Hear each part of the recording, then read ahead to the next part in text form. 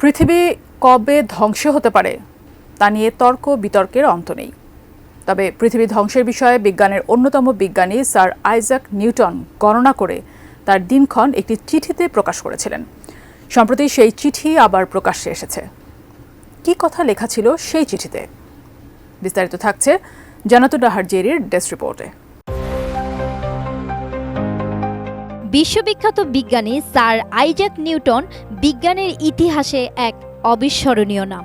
গতি ও মাধ্যাকর্ষণ সূত্রের জনক হিসেবে পরিচিত এই বিজ্ঞানী 1704 সালে এক চিঠিতে পৃথিবীর সম্ভাব্য শেষ সময় নিয়ে ভবিষ্যৎবাণী করেছিলেন। নিউটনের গণনার ভিত্তিতে 2060 সালকে পৃথিবীর ধ্বংসের বছর হিসেবে উল্লেখ করা হয়।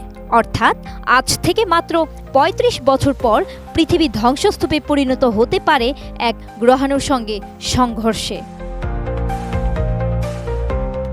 নিউটন জানিয়েছিলেন এর আগেও পৃথিবী ধ্বংসের সম্ভাবনা রয়েছে। জ্যোতির্বিজ্ঞানীদের দাবি YR4 2024 গ্রহাণু, যা সিটি কিলার নামে অধিক পরিচিত, তার সঙ্গে পৃথিবীর সংঘর্ষ হতে পারে। সেক্ষেত্রে পৃথিবীর আয়ু আরও তাড়াতাড়ি ফুরিয়ে যেতে পারে। সিটি কিলারের সঙ্গে পৃথিবীর সংঘর্ষ হওয়ার আশঙ্কা 1 থেকে 2%। 2032 সালে ওই সংঘর্ষ ঘটতে পারে।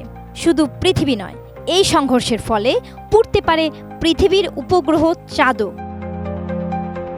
কোয়ালিটি সম্পন্ন আন্তর্জাতিক মানের CMT 500W CSRM, committed for better still। আইজাকের লেখা চিঠিটি বর্তমানে জেরুজালেমের হিব্রু ইউনিভার্সিটির সংগ্রহশালায় সুরক্ষিত রয়েছে। নিউটন জানিয়েছিলেন, বাইবেলের বুক অব ড্যানিয়েলে উল্লেখ করা তারিখ এবং সময় গণনা করে তিনি নির্দিষ্ট বছরটি নির্ধারণ করতে সফল হয়েছিলেন। বাইবেল এবং সহজ পাটিগণিতের ব্যবহার করেই নাকি গণনা করেছিলেন নিউটন। নিউটনের মতে রোমান সাম্রাজ্য পতনের 1260 বছর পর পৃথিবী ধ্বংসের লীলাখেলায় মেতে উঠতে পারে। নিউটন যে সময়ে এই গণনা করেছিলেন, তিনি ভেবেছিলেন যে কয়েক বছরের মধ্যেই এসব আলোচনা বন্ধ হয়ে যাবে। নাসা জানিয়েছিলেন 100 বছর পর পর মাঝারি আকারের গ্রহাণুর সঙ্গে পৃথিবী সংঘর্ষ হয়। বায়ুমণ্ডলের সংস্পর্শে এসে তাতে আগুন ধরে যায়। খুব কম অংশ জল অথবা স্থলভাগে এসে পড়ে।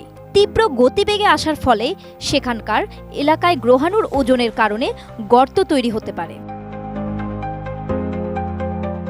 হ্যালিফ্যাক্সের ইউনিভার্সিটি কিংস কলেজের অধ্যাপক স্টিফেন ডি স্নোবেলেনের মতে নিউটন ছিলেন প্রাকৃতিক দার্শনিক। তিনি ধর্ম এবং বিজ্ঞানের মধ্যে কোনো বাধা দেখতে পাননি এবং সারা জীবন ঈশ্বরের সত্য আবিষ্কারের জন্য পরিশ্রম করেছিলেন। বাইবেল এবং সহজ পাটিগণিতের ব্যবহার করেই নাকি গণনা করেছিলেন তিনি। তাড়াহুড়ো করে ভবিষ্যৎ বাণী করা নিয়ে সতর্কও করেছিলেন তিনি। চিঠিতে তিনি লিখেছিলেন, সঠিক সময় কেবল ঈশ্বর জানেন। জান্নাতুন নাহার জেরি, ATN নিউজ।